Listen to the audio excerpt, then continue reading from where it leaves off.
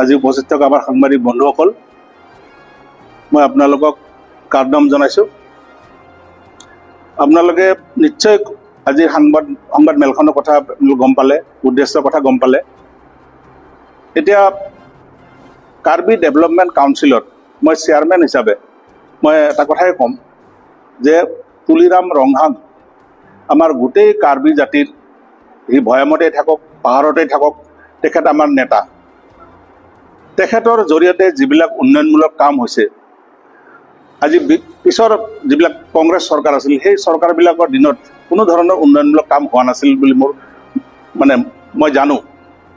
গতিকে এতিয়া তেখেতৰ 11 বছৰীয়া কাৰ্যকালত আমাৰ যিটো 5 বছৰ হ'ল, এতিয়া হয় আমাৰ কাৰ্বি ডেভেলপমেণ্ট কাউন্সিল, চৰকাৰৰ পৰা যিখিনি টকা দিয়ে সেইখিনি একদম নিম্ন, অকণমান টকা দিয়ে। জনমূৰি ভিতৰত হিচাপ কৰি চালেও সেইটো অতি নগণ্য। পানী এবটল ভগালেও হয়তো আমি শেষ কৰিব শেষ হৈ যাব দিবলৈ। গতিকে তেখেতে আমাৰ বিভিন্ন আমাৰ যিবিলাক অনুষ্ঠান প্ৰতিষ্ঠানত তেখেতে সদায় সহায় সহযোগিতা আগবঢ়াই আছে। আজি আমাৰ যিবিলাক ভৈয়ামত থকা জিলা, এই জিলাবিলাকতো আমাৰ ছাত্ৰাবাস আদি তৈয়াৰ কৰি দিছে। যিবিলাক আমাৰ ইয়াতে কিছু জেগাত আমাৰ কিছুমান যিটো অভাৱ, কমিউনিটি হল নিচিনাও কিছুমান বস্তু বনাই দিছে। তেখেতে হয়তো নাম নকয়, তেখেতে ৰাইজৰ জৰিয়তে তেখেতে বনাই দিছে।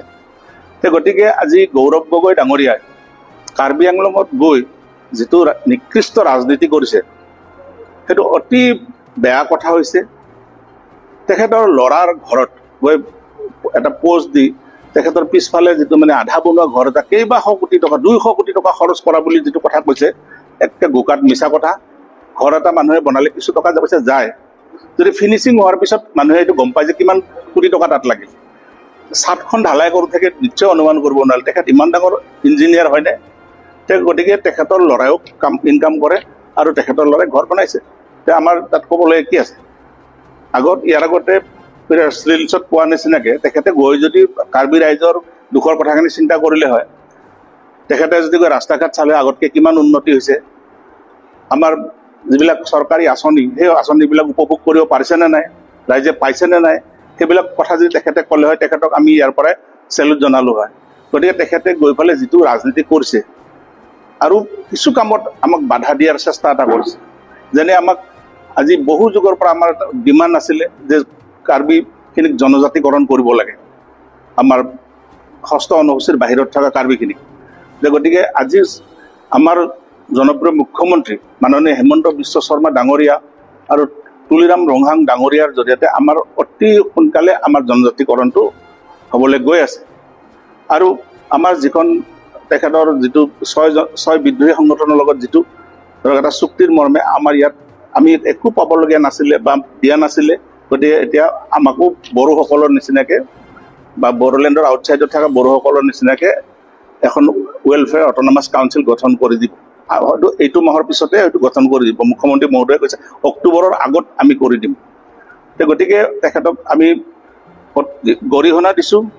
তেখেতে কাৰ্বি আংলঙৰ ৰাইজক যে এইবিলাক যাতা কথা ক'ব নাপায়, নকৰিব নালাগে, আৰু তেখেতে যাওক, ভাল কামৰ কাৰণে যাওক, সেইটো আমি সদায় ভাল পাম। আৰু তেখেতৰ যিটো এতিয়া এই কথাবিলাকৰ জৰিয়তে হয়তো আমাৰো কিছু আঘাত হ'ব পাৰে বুলি আমি আজি ইয়াত আপোনালোকৰ আগত উপস্থিত হৈছোঁ আৰু তেখেতক তীব্ৰ ভাষাৰে নিন্দা কৰিছোঁ। এই কথাখিনি তেখেতে যাতে পুনৰবাৰ নকৰে। তেখেতে কাৰ্বি আংলঙত 1000বাৰ যাওক, আমাৰ ক'বলগীয়া নাই, কিন্তু কাৰ্বি ৰাইজৰ অনিষ্ট হোৱা কাম কিছুমান কৰিব নালাগে বুলি মই ভাবোঁ। ধন্যবাদ। আজি অল আছাম কাৰ্বি ইউথ এছ'চিয়েশ্যনে প্ৰেছ মিট দিব লগা এইটো কাৰণেই হ'ল যে কাৰ্বি আংলঙত গৈ কংগ্ৰেছৰ নিৰ্বাচিত সভাপতি তেখেতে এজন মানুহে ঘৰ বনাইছে, তাত গৈ তেখেতে ভিডিঅ' কৰিছে, ছ'চিয়েল মিডিয়াত তাক ব্যাপকভাৱে প্ৰচাৰ কৰিছে। এইবিলাক কৰিবলৈ তেখেত কোন হয়? তেখেতক কোনে ৰাইট দিলে? কোনোবাই লিগেলি আয় কৰি এটা ঘৰ বনাইছে আৰু তাত গৈ তেখেতে সৰু ল'ৰাৰ নিচিনা, আমি সৰু ল'ৰা বুলিয়ে ক'ম, তেখেতে এজন ভাল সাংসদ বুলি সকলোৱে অসমৰ বিভিন্ন সময়ত শুনি আহিছোঁ আমি। কিন্তু সেইটো আজি প্ৰতিপন্ন নহ'ল। তেখেতে যিটো নিজ মনোবৃত্তিৰে সেই কামখিনি কৰিলে মানে তেখেতে সঁচা কথা কৈছোঁ ৰাজনীতিবিদসকলৰ কাৰণে তেওঁ মানে মৰ্যাদা হানি কৰিছে বুলিহে মই কওঁ আমি সেইকাৰণে এইটো বস্তু কণ্ডেম কৰিছোঁ তেখেতক নিন্দা কৰিছোঁ আৰু গৰিহণা দিছোঁ আৰু ভৱিষ্যতে যাতে কাৰ্বি আংলঙত গৈ যি কৰে তেখেতে পলিটিকেলি যি কিবা কৰিব লগা আছে কৰক আমাক ক'ব লগা নাই কিন্তু কাৰ্বি আংলঙত গৈ এই লোকৰ বোলে গেটৰ সন্মুখত গৈ ভিডিঅ' কৰা কিবা কৰা এইটো নোখোৱাই অসমৰ এইটো মানে অসমৰ ৰাজনীতিৰ সমাজখনত মানে এইটো প্ৰথমবাৰ দেখা পাইছোঁ গতিকে গৌৰৱ গগৈ ডাঙৰীয়াক আহ্বান জনাইছোঁ ভৱিষ্যতে যাতে এনেকুৱা কাম নকৰে আমাৰ মাজত এটা খুব মিলাপ্ৰীতি এটা ভাৱ আছে বিভিন্নজনে ভাল আয় কৰি ঘৰ চৰ বনাই আছে আপোনালোকৰ দিনত কি কৰিছিলে আপোনালোকৰ দিনতোতো বহুতখিনি কথা ওলাইছিলে যে অমুক মন্ত্ৰীয়ে অমুক কৰিলে তমুক মন্ত্ৰীয়ে তমুক কৰিলে সেইবিলাক দেখাওক না সাহস যদি আছে সেইবিলাক দেখাওক তেখেতে যদি সাহস আছে আমি অল আছাম কাৰ্বি ইউথ এছ'চিয়েশ্যনে তেখেতক কৈছোঁ যদি আপোনাৰ সাহস আছে আপোনালোকৰ কংগ্ৰেছৰ শাসনকালৰ মন্ত্ৰী বিধায়কসকলৰ ঘৰৰ সন্মুখত গৈ ভিডিঅ' প্ৰচাৰ কৰক তেতিয়া মানিম তেতিয়া আমি হাত তালি দিম কিন্তু তেখেতে যি কাম কৰিলে সেইটো সমাজৰ কাৰণে কিন্তু ক্ষতিকাৰক